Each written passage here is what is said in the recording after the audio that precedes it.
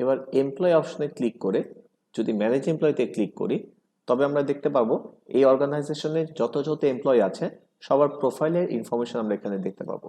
এখানে যে কোনো একটি প্রোফাইলের উপর যদি আমরা ক্লিক করি তাহলে সেই প্রোফাইলটি আমাদের এখানে দেখা যাবে। যেমন আমরা ধরলাম এই প্রোফাইলে ক্লিক করি, তাহলে সেই প্রোফাইলের ভিতরে আমাকে নিয়ে যাবে এবং এই প্রোফাইলের ভিতর থেকে আমাদের বেশ কিছু অ্যাকশনস আছে। আমরা এখন একটি একটি করে অ্যাকশনসগুলো বর্ণনা করব। প্রথমত অ্যাপ্লাই ফর লিভ, এখানে ক্লিক করলে এই প্রোফাইলের যিনি মালিক তিনি যদি কোনো রকম লিভে থাকেন সেই লিভ এখান থেকে অ্যাপ্লাই করতে পারবেন। প্রথমত তাকে সিলেক্ট করতে হবে তিনি ফুল ডে লিভ চান নাকি হাফ ডে লিভ চান। আমরা মনে করি তিনি ফুল ডে লিভ চান।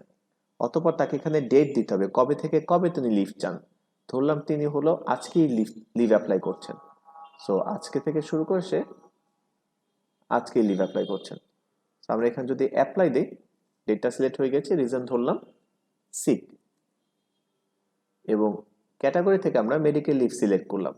এই ক্যাটাগরিগুলো আগে আমাদের সেটিংসে সেট করে নিতে হবে।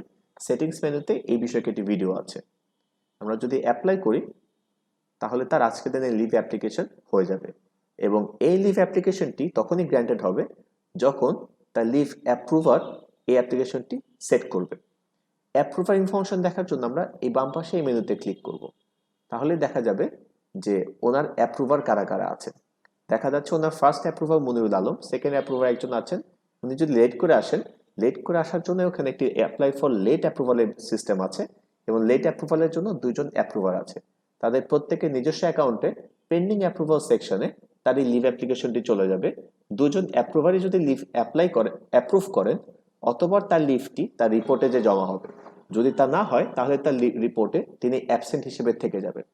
সো যারা যারা এখানে অ্যাপ্রুভার আছেন তারা এই লিভটি অ্যাপ্রুভ করাটা একটি জরুরি ফিচার।